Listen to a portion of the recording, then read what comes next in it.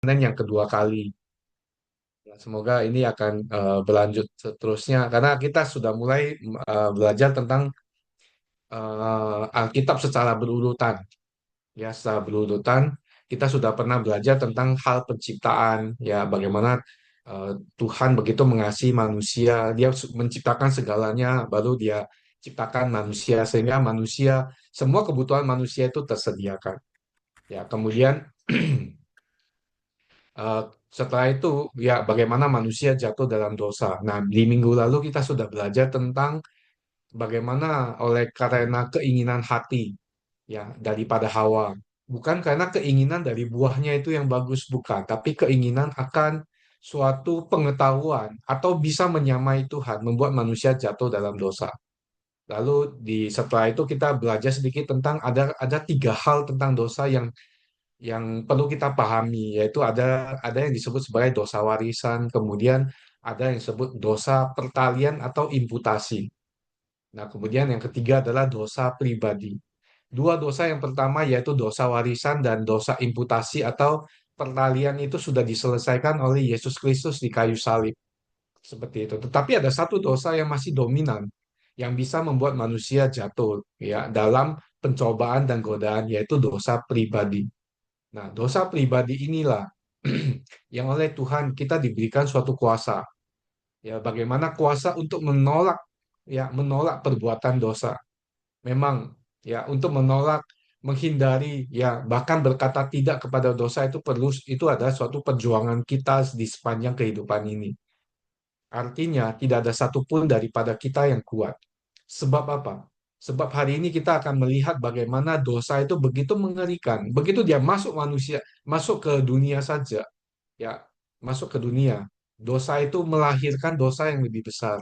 Kemudian dosa itu akan menjalar di sepanjang hal-hal yang lain lagi, yang mana kita bisa baca di sepanjang perjanjian lama. Ya, nah itu akan kita pelajari secara berurutan. Kenapa pentingnya baca Alkitab itu secara berurutan? Karena secara berurutan itulah kita bisa memahami ya bagaimana terjadinya penciptaan, dosa masuk dalam dunia, bagaimana dosa itu berkembang, kemudian bagaimana Tuhan memanggil eh, hamba-hambanya, ya kemudian Tuhan memilih secara khusus umat manusianya, tetapi itu semuanya gagal di dalam perjanjian lama. Sehingga Allah ya inkarnasi sendiri ke dalam dunia. Artinya apa? Di sepanjang kehidupan kita tidak ada satupun manusia yang mampu mengalahkan dosa kalau bukan karena belas kasihan daripada Tuhan. Nah, malam hari ini kita lihat ya perkembangan pertama daripada manusia jatuh dalam dosa itulah yang disebut sebagai tema malam hari ini, yaitu pembunuhan yang pertama. Ya, kalau dibilang pembunuhan itu adalah sesuatu yang sangat-sangat tidak disukai oleh Allah. Sebab pembunuh itu sama saja mengambil nyawa. Dan nyawa itu adalah ciptaan daripada Tuhan. Seperti itu. Ya, izinkan saya untuk share screen ya.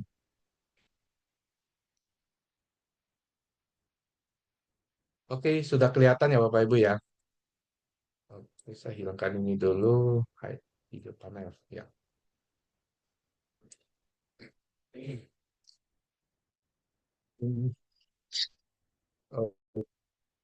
Oh, maaf, ada suaranya ya.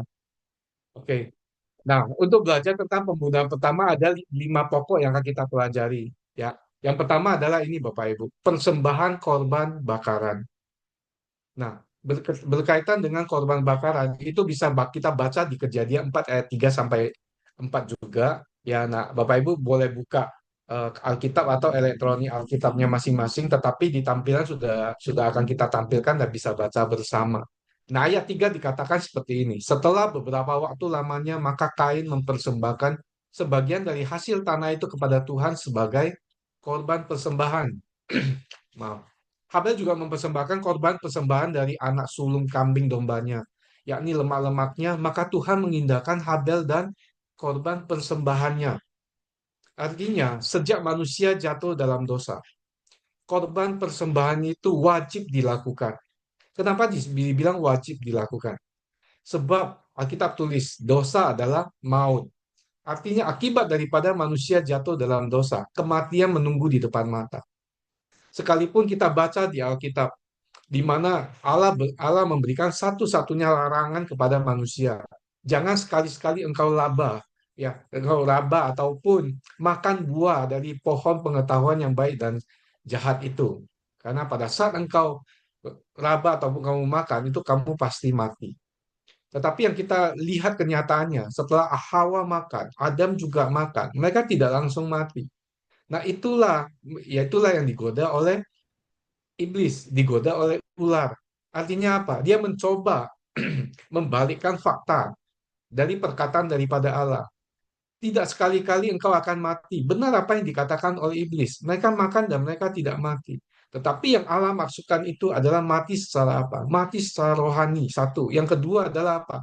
Sejak saat itu, manusia pasti mati secara fisik. Nah, itu yang berkaitan dengan namanya dosa pertalian. Ya, akibat daripada dosa itu masuk ke dalam dunia, setiap daripada manusia, ya pasti mati. Ya, kalau saya pernah ditanyakan seperti ini, apa yang menjadi jaminan di dunia ini? Ya, yang kepikir ke saya itu jaminan di dunia ini hanya cuma satu. Karena tidak ada satupun yang di dunia yang bisa dijamin kecuali satu hal, yaitu manusia dijamin pasti mati. Tetapi hal setelah saya eh, menerima Yesus sebagai Tuhan dan Juru Selamat, ada jaminan yang kedua yang saya pahami dan saya percaya itu akan terjadi. Selain daripada jaminan kematian, itu ada namanya jaminan keselamatan.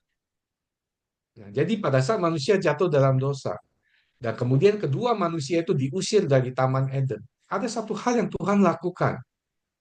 Inisiatif daripada Tuhan untuk apa? Berdamai dengan manusia. Apa yang Tuhan lakukan pada saat Adam dan Hawa sebelum keluar dari Taman Eden? Tuhan mengorbankan hewan, kemudian memakaikan kulit binatang itu kepada badan menutupi ketelanjangan daripada manusia, ketelanjangan daripada Adam dan Hawa. Nah, ketelanjangan itu adalah dosa yang terjadi. Artinya, pada saat manusia jatuh dalam dosa, Tuhan sudah ambil inisiatif berdamai dengan manusia melalui pengorbanan darah dari hewan yang tadi dan baju itu dikenakan kepada manusia. Artinya, saat itu pengampunan dilepaskan oleh Tuhan. Namun dosa itu tidak akan melepaskan manusia. Nah, itu kita perlu pahami sama seperti yang kejadian di kehidupan kita saat ini. Karena iblis tidak pernah akan melepaskan setiap orang yang melakukan perbuatan dosa. Pada saat kita jatuh dalam dosa, kita paham. Kita sedang membuka celah untuk iblis untuk dimasuki. Nah, makanya yang pertama yang bisa kita pelajari melalui kejadian 4 ini adalah tentang persembahan. Kemudian akan berkembang kepada hal yang kedua. Akan terjadi namanya peringatan Tuhan. Itu tepatnya di kejadian 4 ayat 5 sampai 7. Dikatakan seperti ini, tetapi Kain dan korban persembahannya tidak diindahkannya. Lalu hati Kain menjadi sangat panas dan mukanya muram. Firman Tuhan kepada Kain, mengapa hatimu panas dan mukamu muram? Apakah kamu tidak akan berseri jika engkau berbuat baik? Tetapi jika engkau tidak berbuat baik, dosa sudah mengintip di depan pintu. Ia sangat menggoda engkau, tetapi engkau harus berkuasa atasnya. Ini perintah, Bapak Ibu. Ini perintah. Manusia sebenarnya sudah diperintahkan, diberikan kuasa untuk bisa mengalahkan. Namun kita lihat, ya manusia bukan saja bisa mengalahkan kuasa daripada dosa itu, tetapi justru manusia semakin terjerumus. Nah, ini berkaitan dengan persembahan. Kalau kita lihat, kalau kita baca secara keseluruhan, apakah yang dipersembahkan oleh Habel kualitasnya lebih baik daripada Kain? Nah, kalau kita baca bahwa Habel mempersembahkan hewannya yang terbaik, demikian juga Kain. Kain mempersembahkan hasil buminya yang terbaik kepada Tuhan. Namun kenapa Tuhan memilih hak yang persembahan atau pengorbanan dari Habel, tetapi yang Kain Tuhan tidak tidak terima. Nah, kita harus paham, bukan karena kualitasnya yang Tuhan lihat, tetapi ya, tetapi makna daripada pengorbanan atau makna daripada persembahan mezbah itu apa? Nah, inilah ya yang membuat kenapa Allah tidak menerima ya hasil kurban, hasil ya persembahan daripada Kain, yaitu apa? Mereka mereka berdua adalah anak dari Adam dan Hawa. Adam dan Hawa sangat mengenal Allah. Selama mereka di Taman Eden, mereka bercakap-cakap dengan Allah. Kemudian mereka mempunyai hubungan yang begitu intim dengan Allah, sehingga mereka paham, ya, mereka paham sebenarnya siapa itu Allah. Tetapi akibat daripada dosa, ya, itu membuat suatu jurang antara manusia dengan Tuhan. Tetapi pada saat mereka keluar dari Taman Eden, Tuhan melakukan suatu pengorbanan. Itu dipelajari oleh Adam dan Hawa. Bahwa apa? Bahwa setiap perbuatan dosa itu harus ada darah yang tertumpah. Kalau kita lihat, ini masih awal. Kalau kita lihat apa yang terjadi pada saat bangsa Israel sudah keluar dari perbudakan Mesir. Tuhan memberikan banyak sekali ya perintah-perintah kepada bangsa Israel untuk dilakukan. Kalau kita bisa baca total daripada hukum Taurat yang harus dipenuhi oleh bangsa Israel, itu ada 613. Dan salah satu di dalamnya adalah tentang persembahan korban mesbah kepada Tuhan sebagai satu-satunya syarat untuk manusia memohon pengampunan dengan Tuhan, ya, melakukan pendamaian dengan Tuhan. Nah, hal ini dipahami oleh Adam dan Hawa. Mereka sangat paham artinya apa. Pada saat mereka jatuh dalam dosa, ada sesuatu korban darah yang harus dilakukan. Tetapi darah siapa? Nah, Allah mengizinkan itu korbannya dari hewan. Jadi, sepanjang kehidupan daripada Adam dan Hawa, kemudian lahir Kain dan Habel. Mereka pasti melihat apa yang dilakukan oleh kedua orang tuanya. Persembahan apa yang dilakukan oleh Adam dan Hawa pada saat mereka, ya, ingin berdamai dengan Tuhan, memohon pengampunan daripada Tuhan, yaitu apa? Darah yang tertumpah. Nah, kenapa persembahan daripada Habel diterima? Karena Habel melakukannya tepat seperti apa yang Tuhan inginkan. Dia mau berdamai dengan Tuhan, dia bersyukur atas kehidupan yang Tuhan berikan. Ya, bahkan dia memohon pengampunan itu. Oleh sebab itu dia korbankan hewan korban yang mana darahnya tertumpah. Namun kebalikan daripada Kain. Saya percaya bahwa Kain juga melihat apa yang dilakukan oleh kedua orang tuanya. Tetapi pertanyaannya, kenapa dia justru ya melakukan kebalikan yang ada? Seharusnya dia juga mempersembahkan korban hewan. Mungkin Bapak Ibu akan bilang, lah kan dia tidak punya. Nah, kenapa dia tidak barter dengan Habel? Atau kalau dia minta dan sebagainya, itu bisa terjadi. Atau mereka dia berburu sama berburu dan sebagainya, bisa jadi. Ya, kenapa? Karena pada zaman itu Allah belum menentukan bahwa korban kurban mesbah itu harus dari, ya, anak sulung daripada hewan itu. Kemudian tidak boleh lebih daripada setahun. Kalau tidak bisa mempersembahkan sapi, harus bisa diganti dengan kambing dan domba. Kalau tidak punya kambing dan domba, bisa diganti dengan 2 ekor burung tekukur. Kalau burung tekukur pun tidak bisa beli, ya, persembahkanlah roti tidak beragi. Tuhan sudah memberikan persyaratan seperti itu, tetapi pada zaman Adam dan Hawa, zaman Kain dan Habel, kan belum ada peraturan seperti itu. Artinya, segala hewan itu diizinkan, asalkan darah itu tertumpah. Pada saat Kain tidak melakukan itu sama saja dia sedang memberontak kepada Tuhan. Ingat Bapak Ibu, arti daripada dosa di dalam bahasa Ibrani, arti daripada dosa, bahkan bahasa Yunani, itu adalah tidak tepat sasaran katanya. Atau apa? Melakukan sesuatu, ya, yang tidak selaras atau tidak sesuai dengan apa yang Tuhan inginkan, itulah dosa. Jadi hari ini ya itu merupakan suatu pegangan buat kita. Apabila kita melakukan sesuatu di luar daripada yang Tuhan kehendaki. Nah, apa yang Tuhan kehendaki? Firman Tuhannya. Ya, seperti apa? Kasihlah, perintahnya sederhana, kasihlah Tuhan Allahmu, kasihlah sesamamu manusia. Sejauh itu kita lakukan, itu sama saja kita sedang taat kepada Tuhan. Nah, Kain berbuat terbalik. Dia mencoba mempersembahkan hasil bumi yang terbaik. Bukan itu yang Tuhan inginkan. Bukan hasil, tetapi perintah. Perintahnya jelas. Ya, walaupun tidak tertulis. Dia lihat apa yang dilakukan oleh orang tuanya. Kenapa dia tidak turuti saja? Kalau boleh dengan kata saya, ini ya, kalau dari segi pandang, sesuatu yang sudah ditentukan, sesuatu yang menjadi suatu kebiasaan yang harus dilakukan, buat Tuhan. Tetapi hari ini kita melakukan kebalikan. Bukankah itu adalah melawan Tuhan?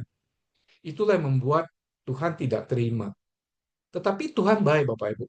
Ya, saudara, kalau kita perhatikan, Tuhan sudah tahu apa yang akan terjadi dengan Kain. Sebelum itu terjadi, Tuhan kasih peringatan. Itu sama saja dengan kehidupan kita sehari-hari, betul nggak? Hari ini Bapak Ibu dan saya, pada saat kita sudah terima Kristus sebagai Tuhan dan Juru Selamat, Roh Kudus sudah diberikan kepada kita dan menetap. Artinya loh, di dalam tubuh kita itu ada Roh Kudusnya. Ya, itulah mengapa juga tubuh kita disebut sebagai bait suci, karena ada sesuatu yang kudus, ya sedang ya menginap di dalamnya, mendiaminya. Dan itu bukan cuma sebentar, Bapak Ibu, itu sepanjang kehidupan kita. Sejauh kita menerima Kristus sebagai Tuhan dan Juru Selamat dan kita tidak murtad, ya Roh Kudus itu tetap mendiami di dalam diri kita. Namun dia tidak bisa bekerja maksimal karena kita tidak izinkan. Beda dengan zaman Kain dan Habel, mereka belum ada Roh Kudusnya. Tetapi ya kedekatan kedua orang tuanya dengan Tuhan pasti mereka ajarkan. Sebaliknya, Kain tidak melakukan. Sekalipun itu tidak dilakukan, Tuhan tetap memberikan peringatan. Tuhan juga mau memberikan warning kepada Kain. Mengapa hatimu panas dan mukamu muram? Ya, ingat dia bilang, jika engkau tidak berbuat baik, dosa sudah mengintip, Tuhan sudah peringatkan. Tetapi Kain mengabaikannya, betul nggak? Nah, begitu dia mengabaikannya, ada hal ketiga yang akan kita pelajari. Dosa itu berkembang, Bapak Ibu. Berkembang apa? Tadinya adalah perbuatan dosa hanya dengan keinginan untuk menyamai Tuhan. Itu juga merupakan dosa yang membuat Lucifer, ya, salah satu daripada penghulu malaikat. Ya, malaikat kerubim istilahnya. Malaikat kerubim itu adalah tangan kanan daripada Allah di dalam pelaksanaan perintah Allah. Di bawah mereka itu banyak sekali pasukan-pasukan malaikat. Makanya Alkitab bilang pada saat Lucifer, ya Lucifer atau malaikat yang jatuh, ya memberontak kepada Tuhan, dia membawa sepertiga daripada pasukan surga untuk ikut dia. Nah, itulah roh jahat yang ada. Nah, begitu masuk ke hal yang ketiga yaitu dosa yang berkembang. Itulah terjadi pembunuhan yang pertama, Bapak Ibu. Nah, kalau kita bisa baca dari ayat yang ke-8, kata Kain kepada Habel, adiknya, marilah kita pergi ke padang. Ketika mereka ada di padang, tiba-tiba Kain memukul Habel adiknya itu lalu membunuh dia. Firman Tuhan kepada Kain, di mana Habel, adikmu itu? Jawabnya, aku tidak tahu. Apakah aku penjaga adikku? Nah, kalau kita baca seperti ini, ya, baca seperti ini, sesuatu yang memanaskan hati itu akan membawa dampak yang negatif. Itu merupakan peringatan juga kepada setiap kita. Ya, ada kalanya kita akan dibawa emosi, Bapak Ibu. Ya, ya. Selama beberapa hari terakhir ini saya dibawa emosi dengan beberapa hal, Bapak Ibu. Betul, saya juga tipikalnya orang yang emosinya itu cepat naik, benar. Ya, tetapi di sisi lain banyak hal juga kadang-kadang kita digodai, dicobai dengan hal seperti itu. Tapi puji Tuhan, Roh Kudus selalu mengingatkan kita. Demikian juga Roh Kudus mengingatkan saya bahwa saya adalah anak Tuhan. Saya adalah pelayan Tuhan. Saya adalah hamba Tuhan. Dan seorang hamba harus taat kepada perintah daripada Tuhannya.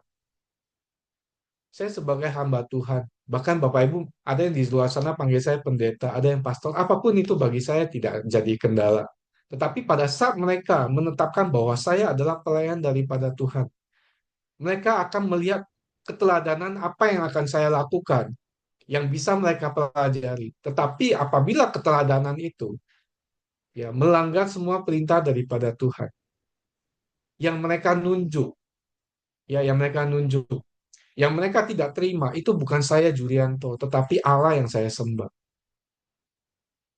Karena pada saat Jurianto jatuh dalam dosa atau Jurianto melakukan sesuatu yang di luar daripada sebagai seorang pelayan atau hamba Tuhan, mereka akan bilang bahwa orang Kristen seperti itu hidupnya.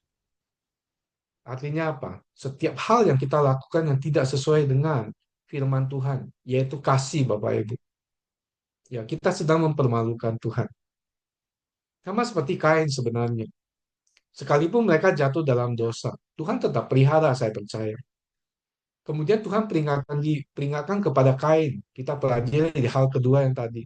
Itu artinya Tuhan masih sayang banget dengan manusia. Hingga saat ini pun Tuhan masih menyayangi saudara dan saya. Kalau tidak menyayangi Bapak Ibu, ya hari ini dia sudah datang ke dunia ini untuk menghukum setiap daripada kita.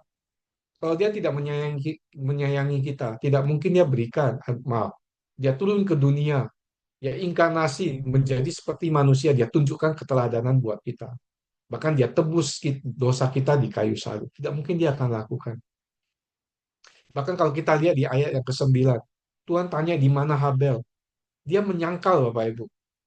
Dia menyangkal. Itu kalau kita lihat menyangkal itu kelihatannya sederhana, tetapi makna terpenting di dalamnya adalah ya, dia memandang rendah Tuhan. Kenapa dia memandang rendah Tuhan? Coba kita lihat jawabannya. Aku tidak tahu. Apakah aku penjaga adikku? Di sini saja terlihat bahwa Kain hanya hanya tidak jujur, betul nggak? Atau dia bohong? Itu sama saja Pak. Dia membohong seseorang yang maha tahu coba. Dia membohong sang pencipta.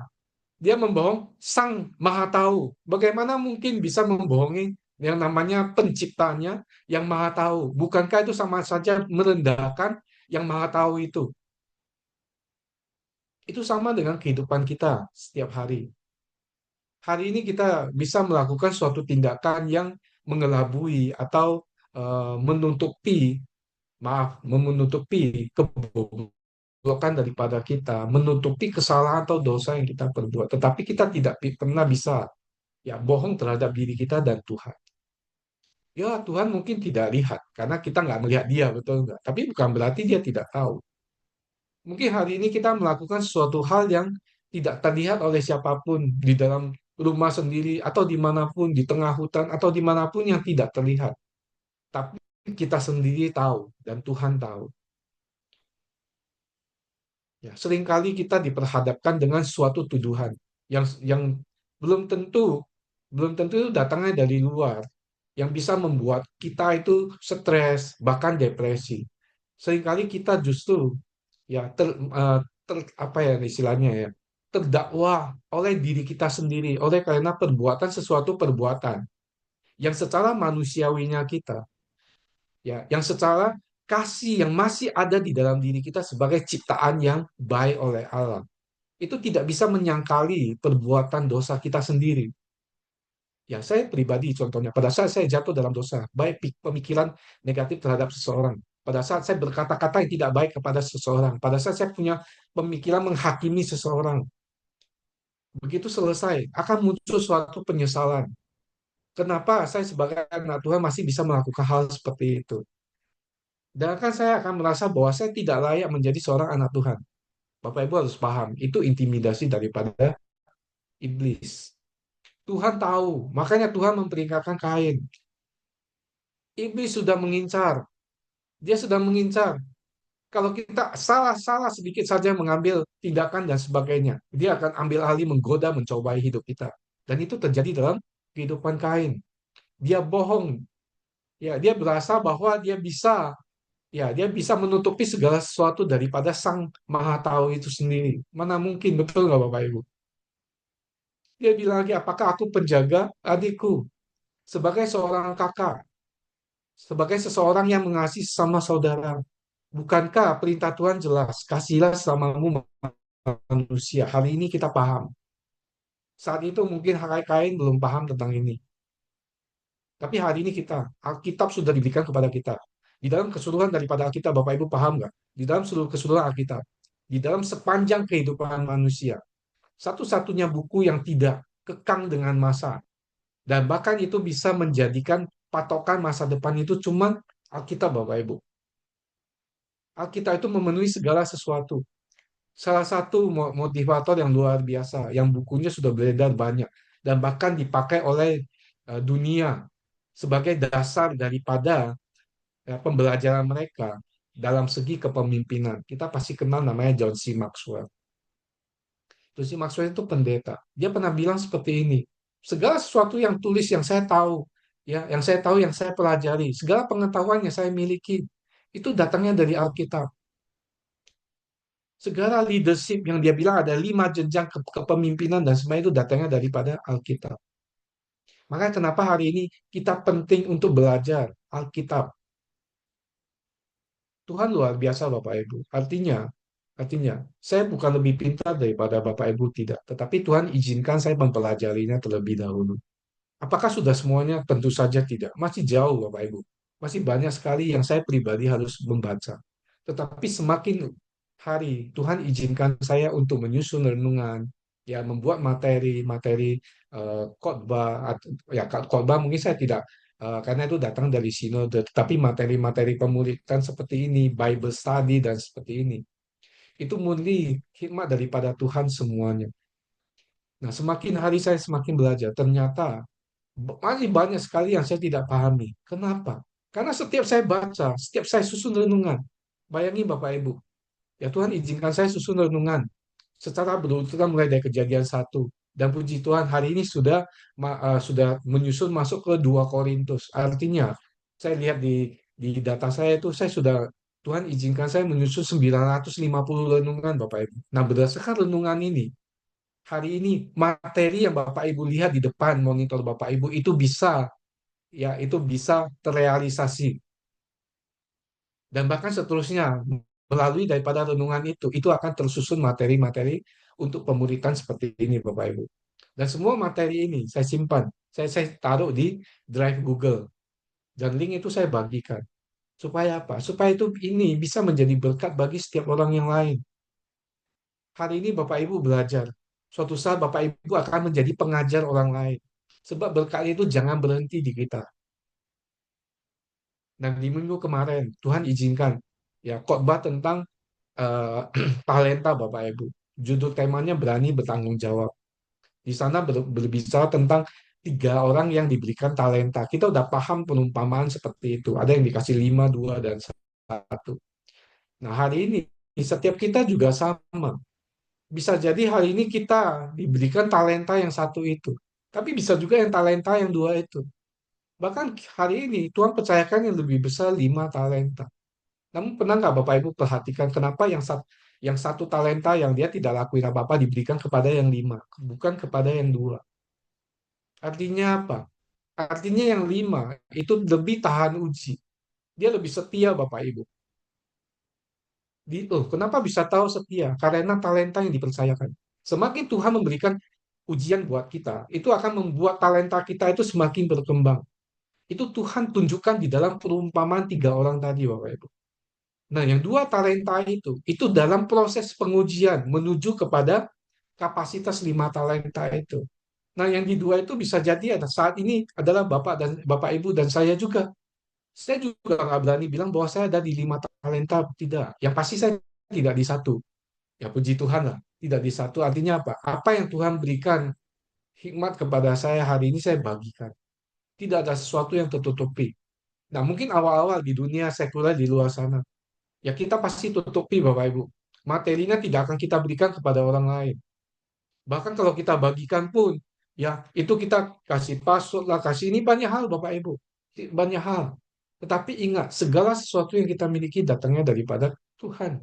Dia Maha tahu. Jadi bagaimana mungkin Kain bisa membohongi Allah? Seperti itu. Nah, kalau kita belajar seperti ini, lanjutannya akan seperti ini, Bapak Ibu. Akibat daripada ketidaktaatan atau kebohongan atau dosa yang dilakukan oleh Kain, kembali Allah mengutuk bumi. Bapak Ibu perhatikan, akibat daripada kutukan itu, dampaknya sampai hari ini. Tuhan akibat daripada dosa satu orang Adam dan Hawa. Tuhan sudah mengutuki bumi. Kemudian dosa itu berkembang. Ya, sehingga terjadilah pembunuhan pertama. Itu juga membuat Allah mengutuk dunia, mengutuk bumi untuk yang kedua kalinya. Nah, kita bisa baca di ayat 11 dan 12. Dikatakan seperti ini. Maka sekarang terkutuklah engkau, terbuang jauh dari tanah yang mengangah mulutnya untuk menerima darah anikmu itu dari tanganmu. Apabila engkau mengusahakan tanah itu, maka tanah itu tidak akan memberikan hasil sepenuhnya lagi kepadamu. Itu kutukan, Bapak Ibu. Engkau menjadi seorang pelarian dan pengembara di bumi. Bukan hanya kutuk terhadap tanah, Bapak Ibu. Kalau Bapak Ibu perhatikan, ya perhatikan sejarah keturunan generasi daripada Kain, tidak ada yang benar, Bapak Ibu. Tidak ada yang benar.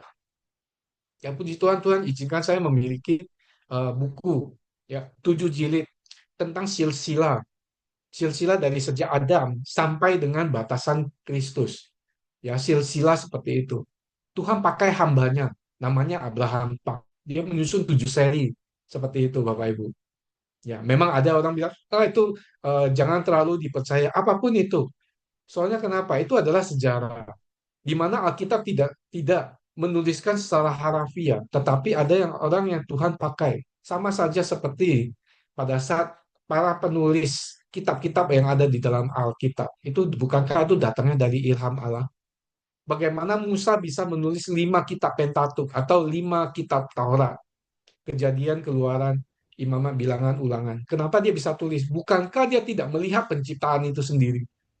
Bahkan dia tidak melihat leluhurnya Abraham itu sendiri, bagaimana dia bisa menulis kisahnya begitu tepat seperti itu.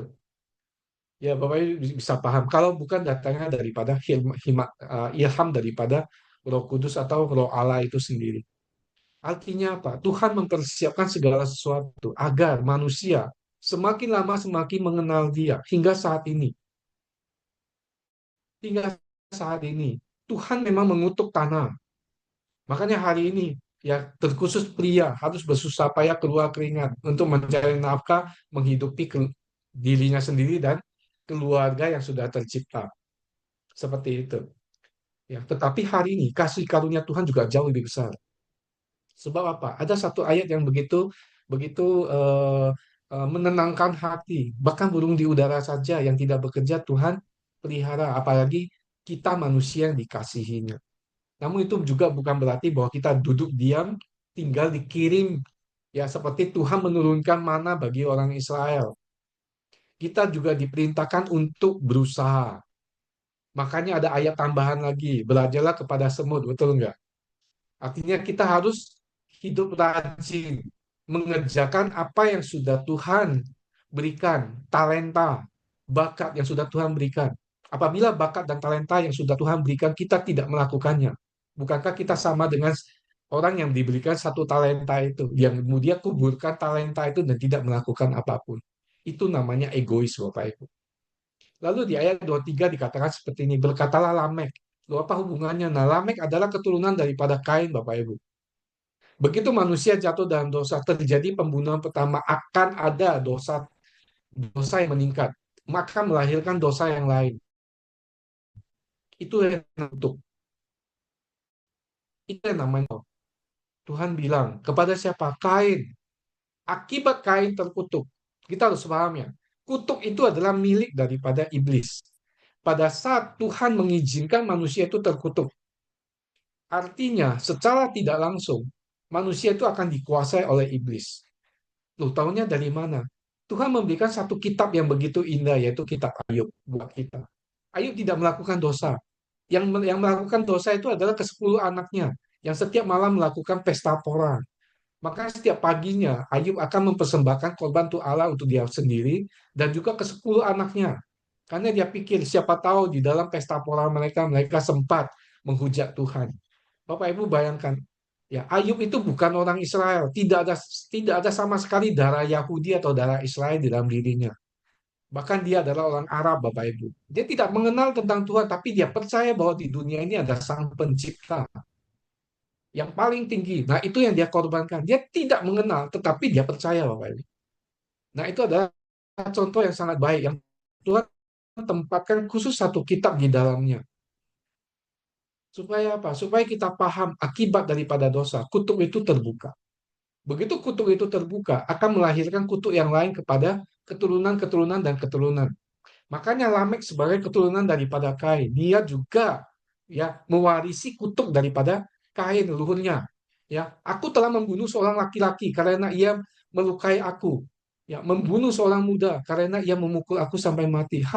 Sampai bengkak. Hanya memukul, tetapi keinginannya, oke, amarah daripadanya itu menghasilkan suatu pembunuhan, mengambil nyawa orang, ya, mengambil nyawa manusia yang merupakan ciptaan daripada Tuhan. Itu sama saja, itu sama saja. Apa yang Tuhan ciptakan, ya, Tuhan ciptakan.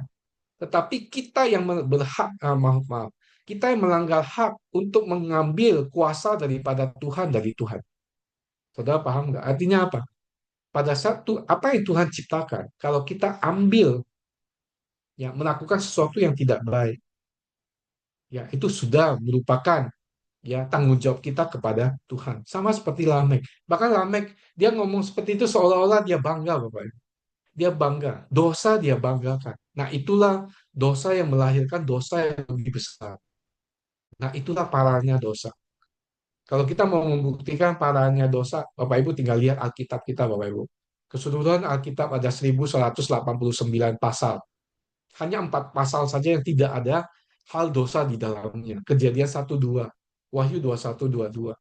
Berarti ada 1185 pasal di dalam keseluruhan Alkitab.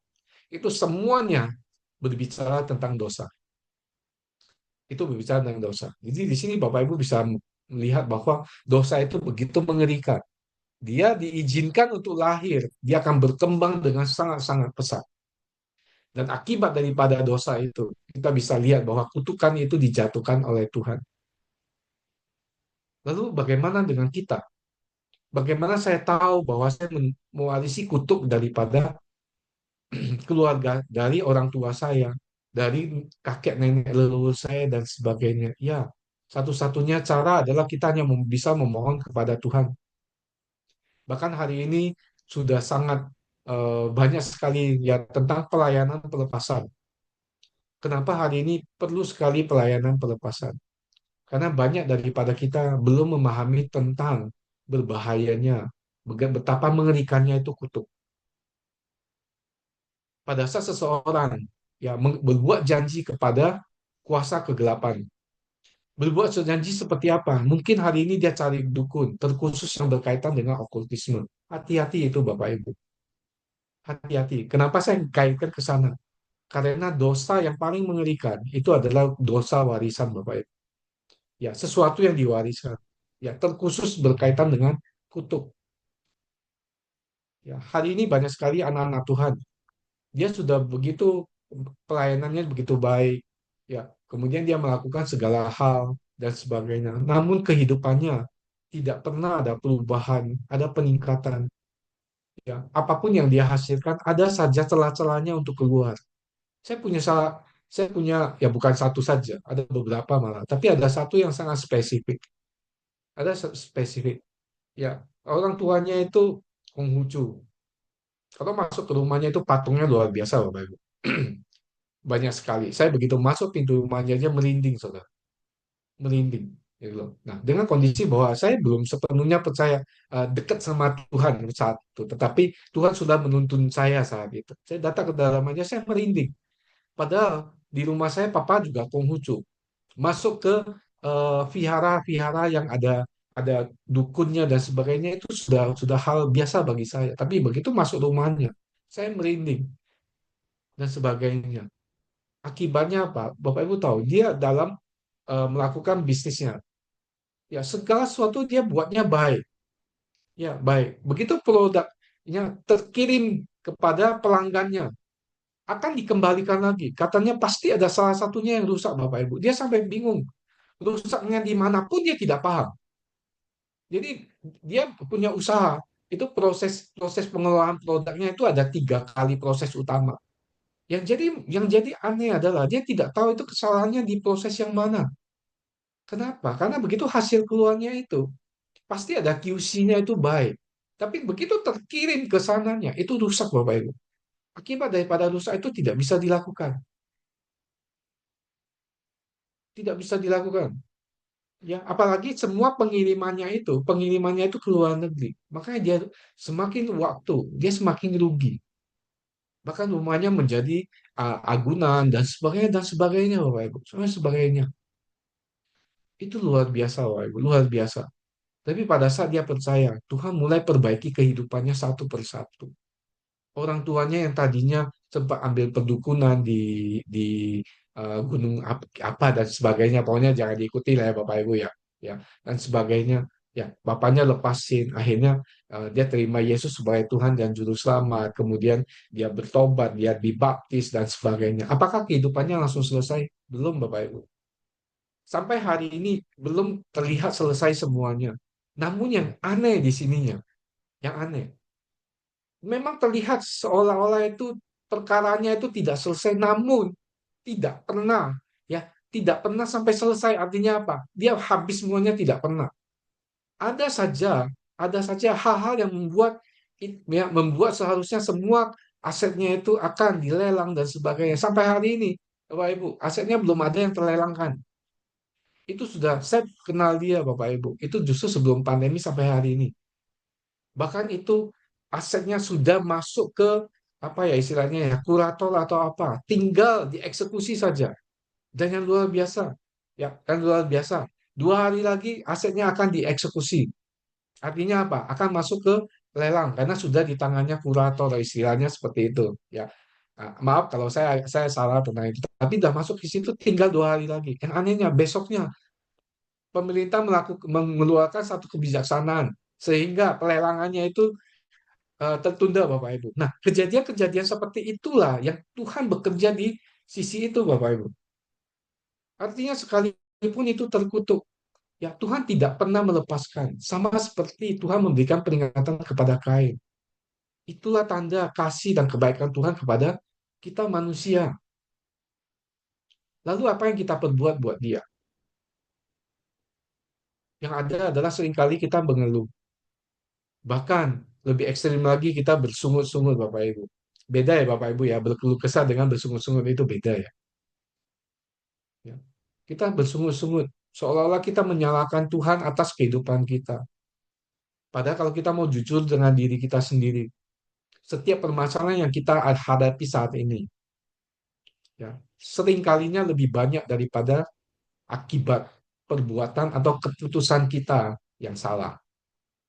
Namun Tuhan yang disalahkan. Di dalam salah satu materi saya tentang kutuk, kita paham Tuhan memberikan ayatnya. Segala sesuatu yang terhilang daripada kita, itu bukan Tuhan yang ngambil, tetapi iblis dan roh jahatnya yang ambil. Namun yang sangat mengiriskan adalah apa?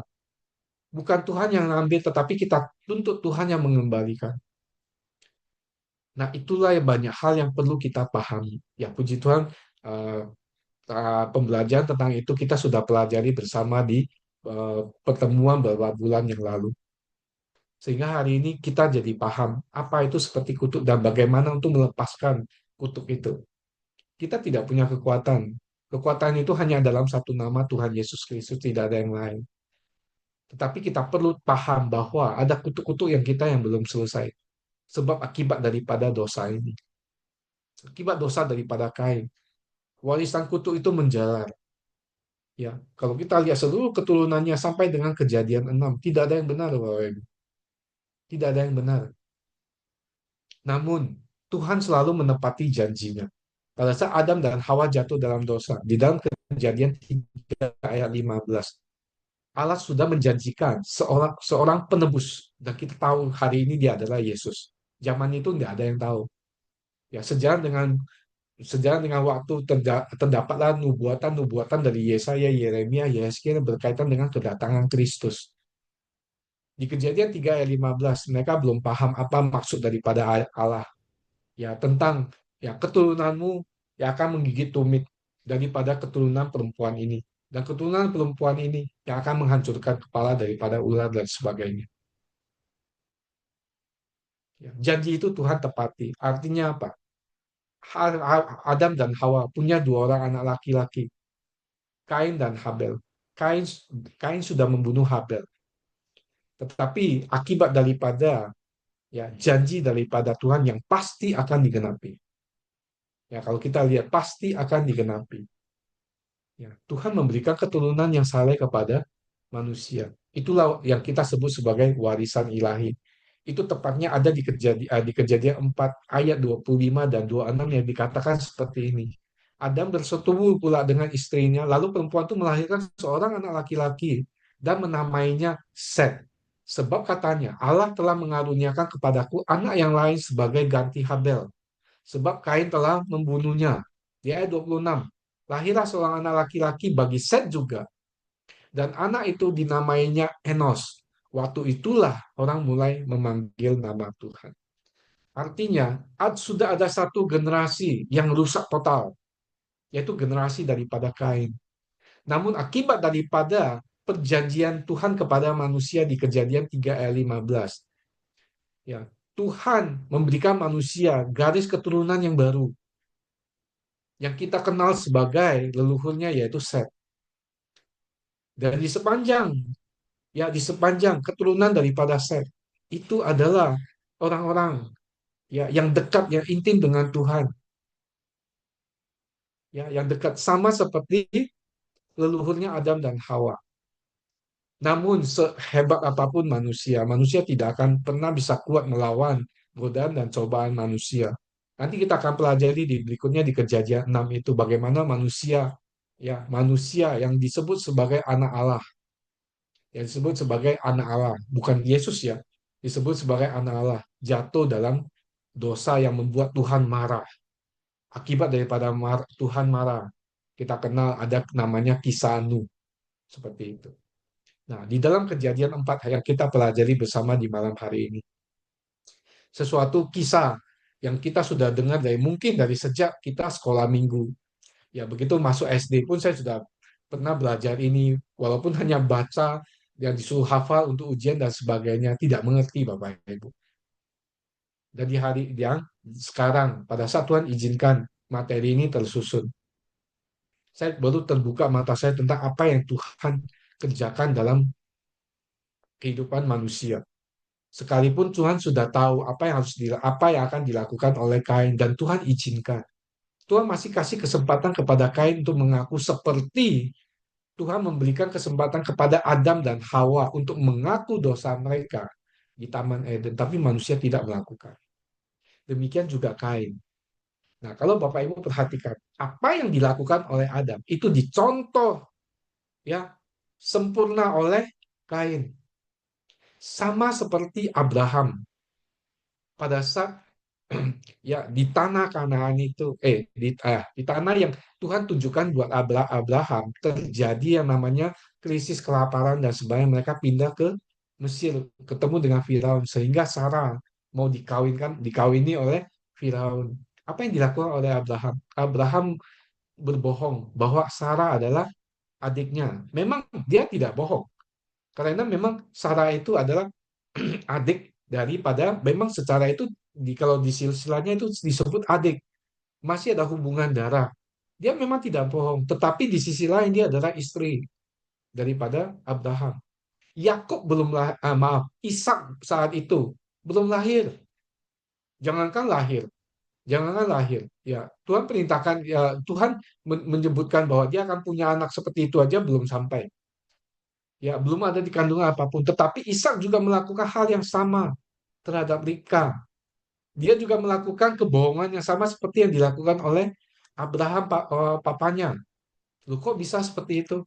Lah, sama seperti apa yang dilakukan oleh Adam pada saat Tuhan meminta pertanggungjawaban manusia. Dia mengelaknya.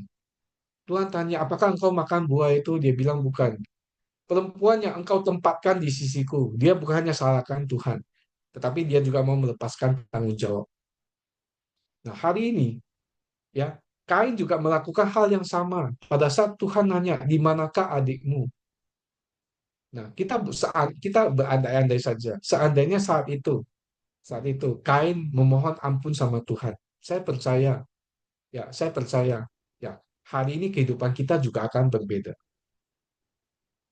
Dosa mungkin akan dosa akan terhambat sedikit.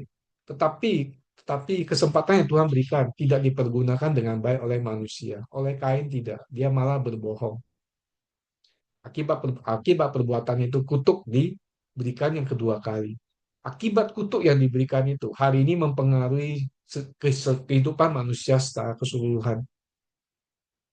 Bapak Ibu bisa lihat bahwa bahwa Tuhan itu yang selalu mengambil inisiatif dalam menuntun manusia kepada kebenaran, menuntun manusia kembali kepada jalannya, kembali kepada gambar dan keserupaannya dengan Sang Penciptanya. Tetapi seberapa banyak daripada manusia yang meresponi itu? Perjanjian lama kita baca tidak ada, Bapak Ibu. Ya, mungkin hanya nabi-nabinya saja. Hanya nabi-nabi saja. Beda dengan zaman ini. Zaman saat ini kita tinggal. Secara teologi, bahkan di dalam kepercayaan para hamba Tuhan semuanya, ini adalah zaman kasih karunia. Di mana Tuhan melepaskan kasih karunia-Nya secara maksimal buat setiap manusia agar apa? Mendapatkan keselamatannya melalui penerimaan mereka terhadap Kristus sebagai Tuhan dan Juru Selamat. Tetapi yang terjadi hari ini juga banyak sekali manusia yang menolak. Ya, di depan mata kelihatannya menolak Bapak Ibu. Di belakang hari ini terjadi terjadi penuaian jiwa besar-besaran yang kita tidak melihat. Namun terjadi Bapak Ibu. Sebab apa? Kembali kepada janji dan keinginan Tuhan. Apa yang Tuhan kehendaki? Bahwa tidak ada satu manusia pun yang tidak memperoleh keselamatannya. Tuhan masih kasih kesempatan bagi kita yang sudah menerima Tuhan dan Yesus sebagai Tuhan dan Juru Selamat. Puji Tuhan, Roh Kudus sudah ada di dalam. Pertanyaannya, bagi kita yang sudah punya Roh Kudus yang mendiami dalam kita, sudahkah kita mengizinkan Dia menguasai kehidupan kita sepenuhnya atau belum? Atau kita masih mengandalkan diri kita? Ya, apalagi seperti Kain berusaha untuk membohongi Sang Maha Tahu itu. Tidak mungkin bisa. Kita tidak akan pernah bisa menang dari Sang Pencipta kita. Lalu kalau kita sudah paham bahwa kita tidak akan pernah bisa menang, kenapa kita tidak menyerahkan diri sepenuhnya kepada Dia? Di hari Jumat yang lalu, ya Tuhan izinkan tuh melayani di lapas. Kita berbicara dengan satu perumpamaan yaitu tentang tembok Yeriko yang dilihat dari ketebalan dan sebagainya tidak mungkin atau bahkan boleh dibilang mustahil bagi bangsa Israel bisa menghancurkan bangsa Yeriko. Tetapi bangsa Yeriko, terkhusus temboknya, itu roboh dengan mudahnya. Yang jadi pertanyaannya, yang merobohkan itu manusia atau Tuhan? Ya, kita tahu jawabannya itu adalah Tuhan. Artinya apa? Hari ini manusia hanya mengikuti apa yang Tuhan perintahkan, sama seperti Tuhan perintahkan bangsa Israel. Ya, kelilingi itu. Ya, satu kali setiap hari selama 6 hari. Hari ketujuh baru kelilingi sekalian. Lalu berteriak. Begitu teriakan terjadi, temboknya itu roboh. Artinya apa? Tuhan tuntut kita untuk taat melakukan apa yang Dia kehendaki. Selebihnya hasil biarlah Tuhan yang lakukan. Jadi kalau kita pahami bahwa segala sesuatu yang mengerjakannya, hasilnya, itu ada daripada Tuhan. Kenapa kita masih khawatir? Kenapa kita masih takut? Lalu kenapa kita tidak mau menyerahkan kehidupan kita sepenuhnya kepada Tuhan? Jawabannya akibat dosa, Bapak Ibu. Akibat daripada dosa. Namun penebusan Kristus di kayu salib, Dia bukan hanya menebus dosa kita, Bapak Ibu. Bukan hanya menebus dosa umat manusia, tetapi Dia memberikan satu hal kepada kita, yaitu kuasa untuk berkata tidak kepada dosa. Lalu Dia juga berikan Roh Kudus buat kita untuk menuntun kita kepada keinsafan. Bukannya keinsafan, Dia mengingatkan kita, memberikan warning buat kita. Setiap kita mau melakukan satu tindakan yang melawan Dia, yaitu dosa. Pasti ada warning yang muncul. Bahkan yang lebih luar biasa lagi, sekalipun kita melakukan itu dan kita jatuh dalam dosa, pada saat kita menyesali dan kita datang ke hadapannya meminta pengampunan, kita pasti diampuni. Lalu apalagi yang kurang daripada Tuhan? Dosa, saudara. Beberapa waktu yang lalu, ya itu adalah hal umum. Pada saat seseorang jatuh dalam dosa, dia akan bilang seperti ini, kan saya masih manusia, masih ada kedagingan. Ya, itu tidak bisa dipungkiri. Rasul Paulus dia bilang, apa yang saya pikirkan yang baik yang mau saya lakukan. Tetapi yang saya lakukan justru kebalikannya, yaitu perbuatan dosa. Nah itulah adalah godaan atau cobaan daripada iblis. Ya, kita masih tetap akan dicobai. Tetapi pada saat kita mau menyerahkan kehidupan kita sepenuhnya ke dalam tangan kuasa Tuhan, kita tidak akan jadi seperti Kain itu. Kita akan jadi seperti Set. Dan juga kita perlu pahami apa yang kita lakukan. Dan saat ini, di mana masing-masing kita, apabila kita adalah adalah orang tua dari anak kita, ya apa yang kita lakukan itu akan menjadi warisan bagi anak kita. Di dalam yang poin kelima ini adalah berkaitan dengan warisan ilahi. Pertanyaannya, warisan apa yang mau kita wariskan untuk anak kita? Warisan ilahi ataukah warisan kutub? Ya, kita yang milih. Sebab Tuhan memberikan kehendak bebas buat kita. Namun harus ingat, setiap keputusan yang kita ambil, setiap perbuatan apapun yang kita ambil, selalu pasti ada efek atau konsekuensinya. Hal yang baik kita lakukan, hasilnya pasti akan baik. Tetapi sebaliknya, apabila perbuatan dosa akibat keinginan yang kita lebih utamakan, konsekuensi daripada itu pasti terjadi, yaitu hukuman. Ya, tidak melihat apakah Bapak Ibu dan saya adalah orang percaya atau tidak. Artinya apa? Artinya kita sudah terima Yesus sebagai Tuhan dan juru selamat. Itu tidak membuat kita kebal terhadap hukuman. Kita yang sudah percaya sekalipun apabila kita berbuat dosa kita tetap akan dihukum. Loh, kok gitu? Bukankah kita dapat jaminan keselamatan? Beda, Bapak Ibu. Jaminan keselamatan pasti, tetapi hukuman tetap berlaku. Apabila kita akan menuai apa yang kita lakukan. Alkitab tulis dengan sangat jelas. Apa yang kita lakukan akan kita tuai kembali. Tuainya melalui kapan? Ya di dalam kehidupan ini. Contoh, ya pada saat kita mencuri, ketahuan, ketangkap, ya resikonya apa? Digebukin sama massa atau dipenjarakan. Nah itulah hukumannya Bapak Ibu. Yang lebih sederhana lagi, hari ini, ya kalau kita tidak disiplin dalam ya kebiasaan dalam makanan, yang makan yang ini dan sebagainya. Hukumannya apa? Ya kita bisa sakit yang parah, Bapak Ibu. Betul nggak? Loh, lalu akan muncul lagi sama seperti saudara kita yang lain dia tanya, kalau kalau Tuhan itu baik, kenapa Tuhan izinkan? Ya, kenapa Tuhan izinkan? Karena Tuhan sudah kasih kesempatan kepada kita untuk memilih. Akibat daripada pilihan kita, Tuhan hargai. Tuhan hargai.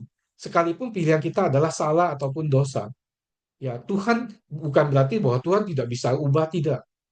Itulah sifat keadilan daripada Tuhan. Tuhan sudah memberikan kita kemampuan untuk menentukan atau memilih mana yang baik dan mana yang tidak yang boleh dikerjakan. Apabila kita memilih tidak, ya kita harus terima konsekuensinya. Namun yang membahayakan konsekuensi itu akan membuka celah bagi iblis dan roh jahatnya yang memasuki diri kita, lalu menggodai, mencobai kita menuju kepada dosa yang berikutnya kalau saat itu juga kita tidak pekah langsung tahu dan datang kepada Tuhan untuk memohon ampun.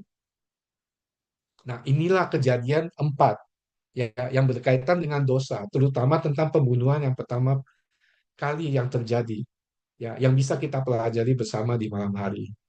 Oleh sebab itu, Bapak Ibu, waspadalah selalu. Tidak ada satupun dari kita yang kuat kalau kita tidak mengandalkan Tuhan. Demikian firman Tuhan untuk hari ini. Ya, silakan kalau ada yang mau sharing atau ditanyakan.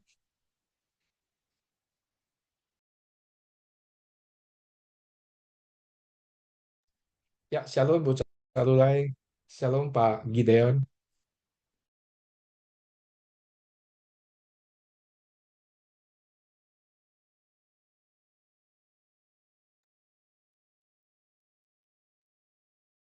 Ya, silakan kalau ada yang mau sharing.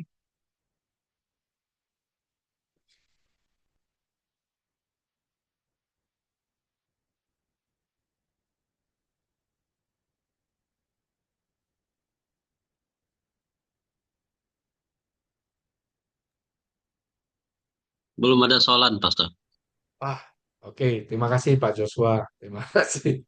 Ya, ya, puji Tuhan lah. Karena kita juga sudah banyak belajar tentang hal-hal seperti ini ya di pertemuan-pertemuan sebelumnya. Nah, inilah kita seringkali di ibadah kenapa khotbah? Ya, khotbah itu ya kalau dibilang ya berkaitan dengan hal-hal seperti itu saja. Kehidupan kita itu pasti selalu berkaitan dengan hal dosa dan sebagainya. Lalu kenapa setiap minggu kita datang ibadah selalu diingatkan dan sebagainya. Nah itulah, karena kita memang perlu diingatkan. Sebab ya begitu kita lepas sedikit saja, ya lepas sedikit saja, waduh melencengnya bisa jauh. Saya pernah begitu berbuat satu tindakan dosa, itu bisa membuat melenceng itu 1 2 hari. Dan dalam 1 2 hari itu, hidup itu benar-benar kayak di neraka Bapak Ibu. Benar. Ya pokoknya emosinya ada saja. Dan yang anehnya nih, anehnya lucu banget. Ya kalau kita, setelah itu saya perhatikan, saya bisa ketawa sendiri. Itu kita tanpa sadari bisa aja tergoda dengan orang-orang yang tiba-tiba dia selempet motor kita atau ada sesuatu, ya atau ada sesuatu yang tiba-tiba sampah terlempar ke kita. Kadang-kadang saya jadi ketawa, kok bisa ya? Padahal dalam keseharian itu hal itu terjadi, tetapi kita tidak merasa terganggu gitu loh.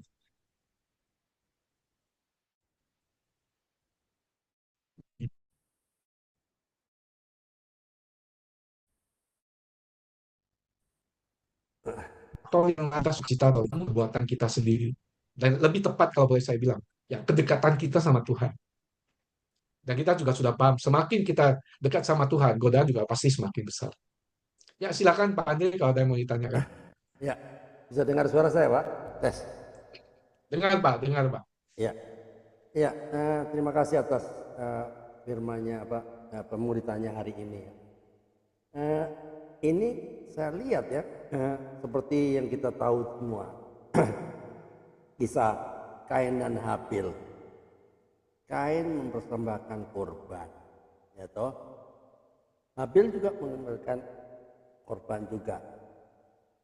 Dia orang baik, dia melakukan tugasnya atau bagiannya masing-masing. Ya, karena Habil dia seorang pemburu, dia persembahkan korban buruannya lah, atau dagingnya lah. Sementara si Kain petani, dia melakukan hal yang baik, dia bukan jahat.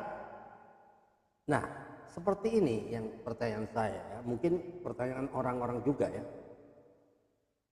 Habil kan tidak jahat, ya toh. Tapi kenapa hal-hal buruk terjadi pada si Habil? Ya sama seperti kejadian saat sekarang ya. Ini ya saya refleksikan pada keadaan hari ini. Ya saat-saat inilah. Itu zaman dulu, katakanlah zaman dulu itu Habil dia nggak jahat, kok dibunuh? Seakan-akan kenapa hal buruk terjadi pada orang baik? Dia kan baik, dia nggak tukang nipu, nggak apa lah. Sama dengan kejadian saat ini juga, ya zaman now. Kenapa hal buruk terjadi pada orang baik? Padahal orang yang nggak kenal Tuhan, dia fine-fine aja. Dia makin kaya, makin sehat. Orang yang baik, orang yang kenal Tuhan, orang beribadah. Terjadi hal-hal yang kurang baik. Sehingga kenapa dia nggak kenal Tuhan, nggak ada ibadah, mungkin dia menolak Tuhan, tapi dia sepertinya ya, saya nggak tahu dalam tanda kutip. Ya kita semua melihat, mungkin nggak bertanya dalam hati, tapi kan ini fakta, gitu. Bisa dijelaskan? Terima kasih. Ya, oke, terima kasih Pak Andri. Ya, memang itu sama seperti pertanyaan Daud kepada Tuhan. Tuhan, kenapa saya yang selalu menyembah Engkau dan sebagainya, Iya, tetapi kehidupan saya sehari-hari itu istilahnya berjuang dengan nyawa, dikejar ini kejar, dan ya, sebagainya. Loh, kenapa orang fasik kok hidupnya enak-enak banget, betul tenang-tenang ya. banget, ya makan enak, tidur nyaman dan sebagainya. Saya dikejar-kejar dan sebagainya. Hingga suatu saat Tuhan memperlihatkan apa yang terjadi dengan orang yang fasik itu. Ya, ini memang kalau ini adalah sering pertanyaannya, kenapa justru orang yang baik-baik itu bisa mati muda, bahkan matinya Ya, mengenaskan seperti Habel dibunuh dan sebagainya. Itu adalah sisi pandangan kita sebagai orang di dunia atau pandangan dunia. Tapi kalau pandangan saya di sisi lain, saya bilang sebenarnya Tuhan baik. Artinya apa? Ingat, dunia ini sudah dikutuk sama Tuhan pada saat manusia jatuh dalam dosa. Artinya, kehidupan manusia itu tidak pernah akan ada hari baiknya, itu nggak ada. Yang namanya kutuk itu, namanya kalau Tuhan sudah mengutuk, itu tidak ada hal yang baik. Ya, nah, arti kata hal yang baik ini bukan berarti bahwa sepanjang kehidupan kita akan buruk terus, tidak. Tetapi kenapa Tuhan izinkan Habel itu dibunuh?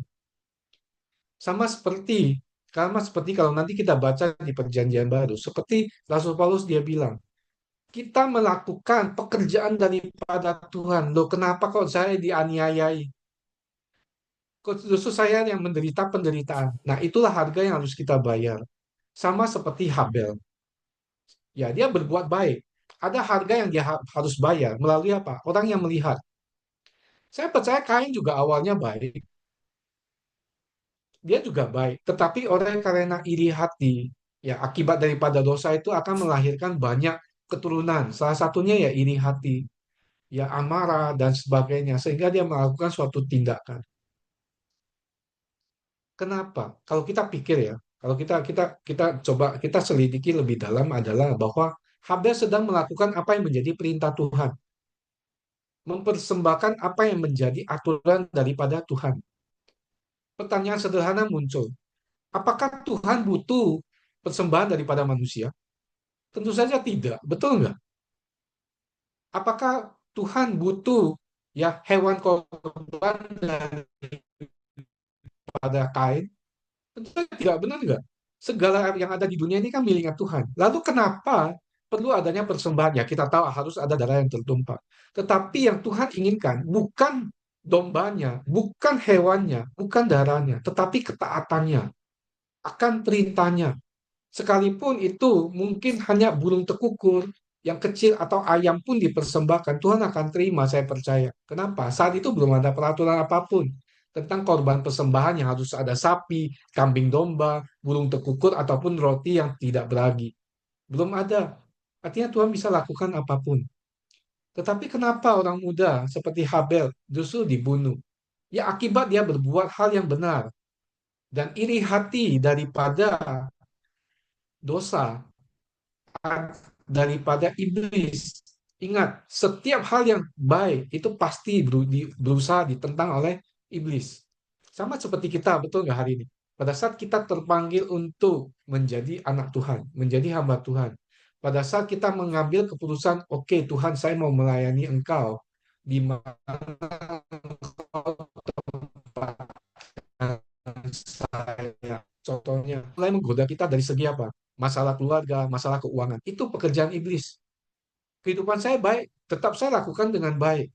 Tetapi dia akan berusaha. Bahkan kalau keluarga kita tidak dekat sama Tuhan, contohnya seperti istri atau anak tidak kuat atau tidak dekat dengan Tuhan, iblis akan pakai anak kita atau istri kita menjadi batu sandungan buat kita juga. Sama seperti siapa? Sama seperti istrinya Ayub. Begitu dia lihat Ayub kehilangan segala-galanya, bahkan sakit tubuhnya dan sebagainya, dia bilang, kutuklah Allahmu. Nah, jawaban daripada Ayub luar biasa. Masa hanya kebaikan yang mau kita terima, tapi keburukannya tidak. Seperti itu. Nah, itu adalah hal yang luar biasa. Seperti itu. Ada teman saya yang baik, melayani Tuhan luar biasa. Bahkan demi melayani Tuhan, keuangannya menjadi masalah. Sebenarnya itu juga nggak tepat. Tetapi itu semua pelayanan. Bahkan besok atau hari itu juga ya, dia sedang mempersiapkan ulang tahun pernikahannya. Ulang tahun pernikahannya, dia bawa motor, dia menuju pulang ke rumah di persimpangan lampu merah, tiba-tiba terjadi serempetan. Ya, stangnya tidak terkendali, dia motornya meluncur, kemudian menghantam ke besi. Lalu masuk ke ICU. Kenapa? Karena dia tidak sadar. Lebih kurang hampir 3 minggu dan kondisinya pada saat itu COVID.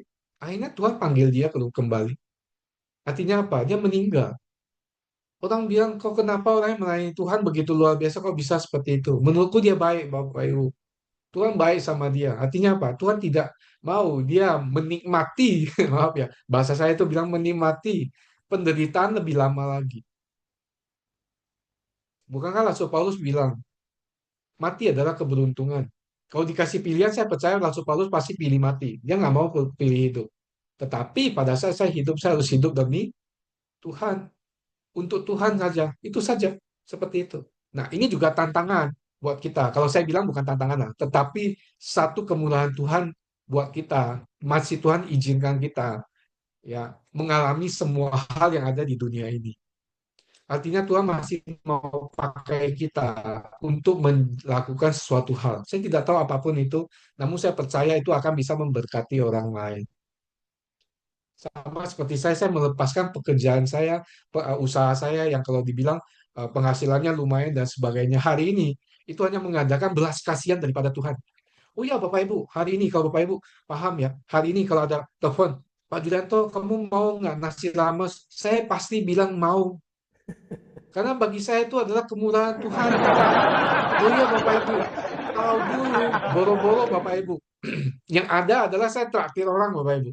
Saya tidak pernah mau terima, ya betul. Tapi hari ini kalau orang bilang, loh Julianto kenapa kamu gengsi? Kamu kan segitu kamu dulu belanjanya jauh. Saya bilang iya. Tapi hari ini inilah berkat daripada Tuhan. Tuhan tahu kita melayani dia, kita butuh itu. Dan saya ada Habel dan orang-orang baik yang lain. Bukan berarti saya bilang saya jadi orang baik, tidak. Tapi saya berusaha melakukan apa yang yang diperintahkan oleh Tuhan. Ya, pada saat Tuhan perintahkan saya melakukan suatu hal, saya akan lakukan.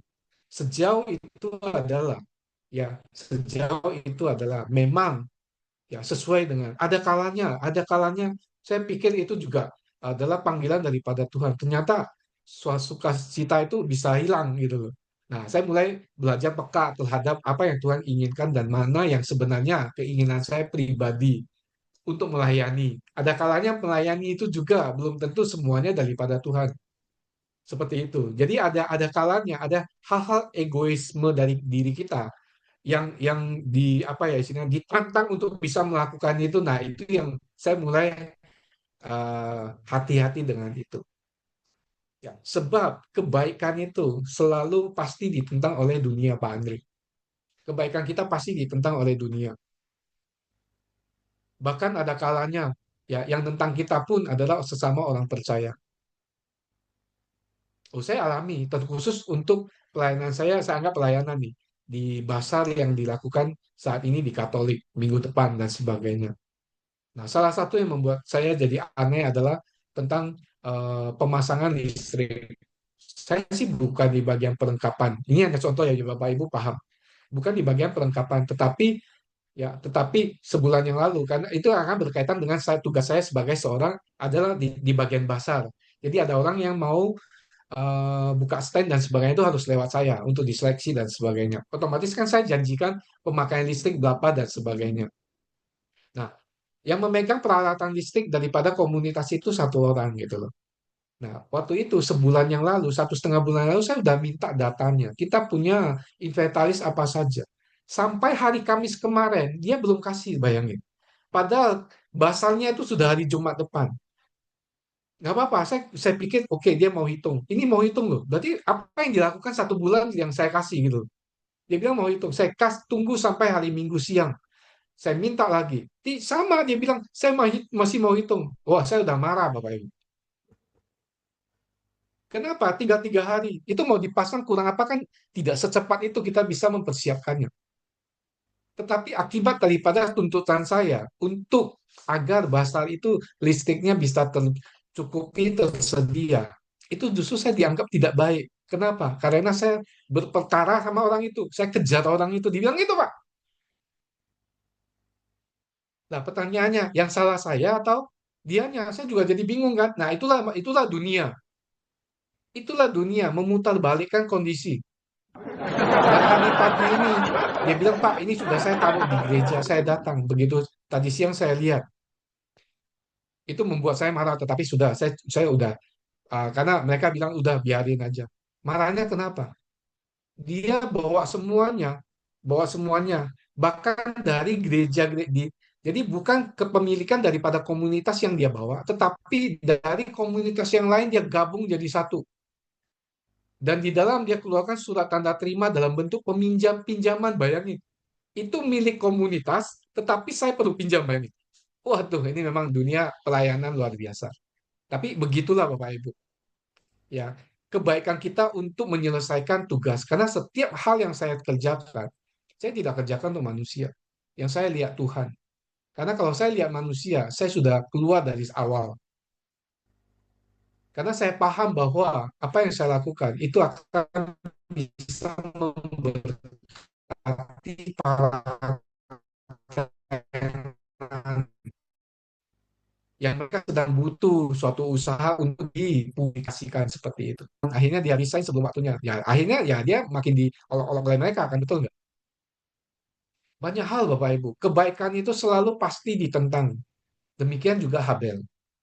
Kebaikan dia dalam ketaatan kepada Tuhan, mempersembahkan apa yang menjadi perintah Tuhan. Itu dia lakukan dengan baik. Itu menjadi iri hati daripada Kain. Seandainya Kain juga melakukan persembahan korban seperti yang kita pelajari tadi. Hari ini tidak ada pembunuhan pertama melalui generasi pertama dari Adam dan Hawa. Dan mungkin hari ini Alkitab kita kisahnya akan berbeda. Tetapi hari ini kita paham bahwa apa? Akibat daripada dosa.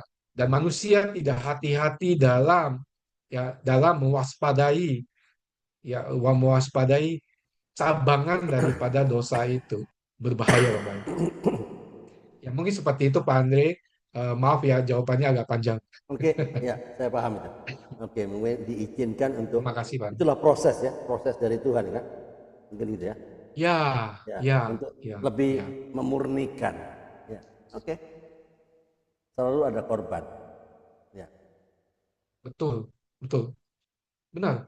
oke. Bahkan kalau kita perhatikan ya, banyak sekali orang-orang baik itu justru usianya pendek, Pak. Ya, saya justru orang-orang yang kehidupan dunianya itu ya hidupnya lama ya dia nikmati kan dia punya duit dia keliling dunia lah makan enak dan sebagainya nanti efek-efeknya kan penyakit. Nah hal yang kedua yang saya lihat juga penyakit umumnya yang agak-agak ekstrim itu ya datangnya banyak kan dari orang-orang yang kaya.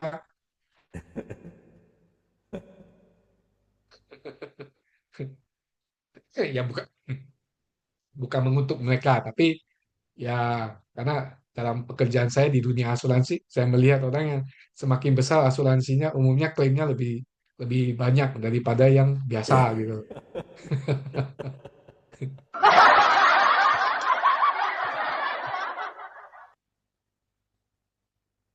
Ya, terima kasih Pak Andre pertanyaannya. Oke, oke yang lainnya boleh. Nah, itu salah satu kesaksian saya di Kamis yang lalu. Pak Andre pasti tahu bahwa saya sempat membatalkan pendalaman Alkitab di gereja kami. Bapak Ibu tahu apa yang terjadi dengan saya? Mungkin kemarin saya ada cerita bahwa di hari Kamis jam 4 sore itu saya tidak bisa berdiri. Ya, bagian kiri badan saya itu mulai dari sampai kaki itu lemas. Bukan lemas saja, tidak bertenaga, Ibu. Selain daripada itu kepala saya puyeng, ya puyeng mau muntah. Nah, yang saya pikirkan itu adalah gejala vertigo. Karena saya mencoba, karena saya posisi saya duduk, saya ngangkat badan saya itu goyang, terus saya duduk kembali. Tidak ada tenaga untuk berdiri dan sebagainya. Ya, saya hanya bisa doa dan WhatsApp batalin pendalaman Alkitab. Ya, duduk hampir sejaman setelah itu agak redakan sedikit. Lalu jam 7 malam itu saya udah tidur. Nah, besok pagi begitu bangun sudah ada agak baikan. Namun siangnya muncul lagi sampai dengan sore. Akhirnya, oh paginya, ketahuan seperti itu. Eh, paginya saya dibawa medical check up sama ketua majelis kami yang di gereja. Hari Jumat pagi nih medical check up. Begitu medical check up, Bapak Ibu tahu semua yang mereka perkirakan. Karena sebelum medical check up pun saya sudah coba cek dan saya tahu bahwa itu adalah gejala stroke Bapak Ibu. Nah, yang sama ketua majelis kami itu yang dikhawatirkan adalah tentang kolesterol saya. Kalau memang ternyata kolesterol saya tinggi dan sebagainya, gejala stroke itu ternyata benar. Namun hasilnya puji Tuhan, semuanya bagus. Dia juga bingung dia bilang, kok bisa? Saya juga bingung, gitu loh. Nah, sore sudah baik kan nih pagi. Sorenya muncul lagi. Akibatnya saya dibawa ke rumah sakit karena pakai BPJS. Saya masuk ke Bapaskes. Ya, kemudian dinyatakan diagnosanya stroke untuk dianjurkan Sabtu pagi itu, Sabtu untuk periksa ke dokter saraf. Seperti itu. Nah, dokter saraf juga dia nggak berani diagnosa, cuma dia bilang oke, rongsen leher, nanti minggu Sabtu depan lagi kamu periksa darah. Nah, Sabtu depan itu ya kemarin. Kemarin saya periksa darah lagi, semuanya bagus. Dokternya malah bingung. Dokternya malah bingung. Akhirnya dia bilang, Pak, ini gejalanya bisa jadi datangnya dari kebanyakan aktivitas, dia bilang. Bukan kurang aktivitas, tapi kebanyakan aktivitas. Saya bilang, Pak, keseharian saya itu cuma duduk, susun renungan, sama materi. Ya, seperti itu. Ya, karena kenapa? Nah, itulah kuasa Tuhan. Saya juga nggak tahu. Tapi ada satu hal yang saya mau saksikan, Bapak Ibu, yaitu apa? Walaupun saya pahami itu adalah gejala daripada stroke, tidak ada satu sedikit pun kekhawatiran atau ketakutan. Karena pada saat itu yang saya pikirkan, kalau Tuhan izinkan itu terjadi, ya terjadilah. Emang bisa ditolak? Ya nggak mungkin loh. Lalu saya imani juga apabila Tuhan masih mau memakai saya untuk melayani, saya percaya saya pasti sembuh. Sederhana toh. Dan apabila pun kalau Tuhan izinkan itu terjadi, saya tidak akan berhenti dari pelayanan saya. Sederhana toh. Saya udah pikir hal yang lain. Kalau memang terjadi lumpuh, ya mungkin saya akan duduk pakai Zoom. Saya udah pikirkan itu. Jadi antisipasi kalau terjadi. Tapi Tuhan baik. 2 kali pemeriksaan darah. Ya kolesterol semuanya bagus. Asam urat tidak ada. Ya gula katanya tinggi. Gula seharusnya 115. Saya 116. Tahu kenapa? Karena Jumat malam sebelum besok pemeriksaan darah, saya makan roti coklat banyak. Itu roti coklat malamnya saya masih makan itu. Ya, tapi Tuhan baik. Artinya apa? Artinya apa yang saya pahami, apa yang saya imani dengan kehendak daripada Tuhan. Sejauh Tuhan masih mau memakai kita, Tuhan akan menyediakan segala sesuatu termasuk kesehatan. Bukan hanya kebutuhan pokok sehari-hari tidak. Tapi Tuhan juga akan sediakan kesehatan. Kemarin ada teman dia lihat, ya Julianto, ternyata rambut putihmu ada beberapa di dalam. Saya bilang haleluya. Ya lah, haleluya kan. Ya, rambut putih itu kan mahkota katanya. Ya, Alkitab kan begitu kan, haleluya. Amin. Ya, terima kasih. Silakan kalau ada yang mau ditanyakan.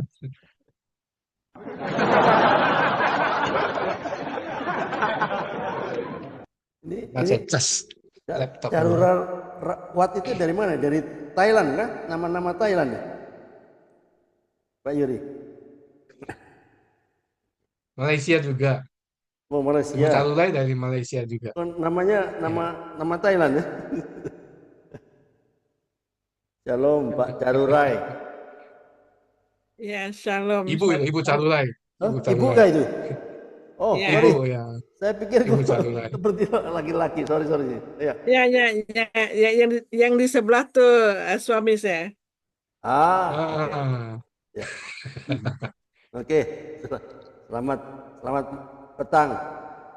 Ya, unik kan nama saya Pak. Pak.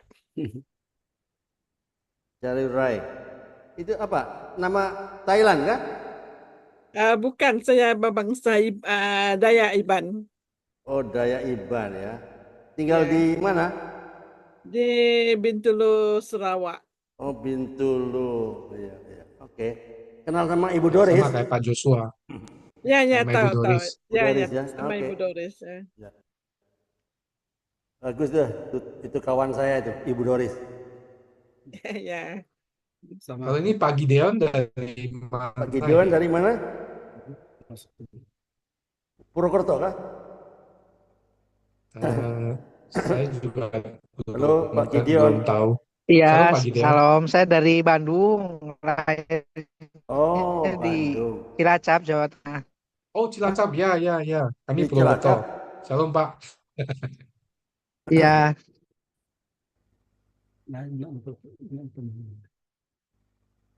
Ya, silakan kalau mau ditanya ke Pak Yuri itu. Mantap tuh Pak Yuri itu. Kalau nggak ikut rugi.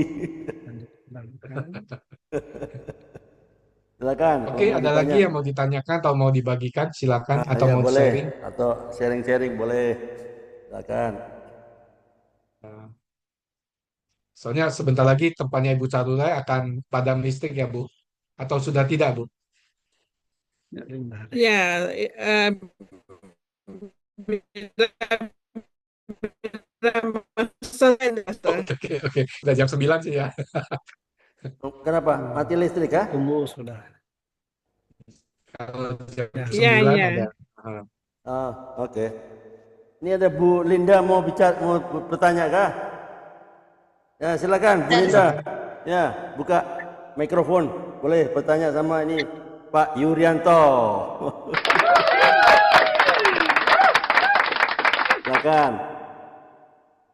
Tadi Pastor bilang kita mesti mempersembahkan sesuatu kepada Tuhan. Seperti kita kan sekarang, adakah kematian Tuhan Yesus yang dipersembahkan untuk dosa kita?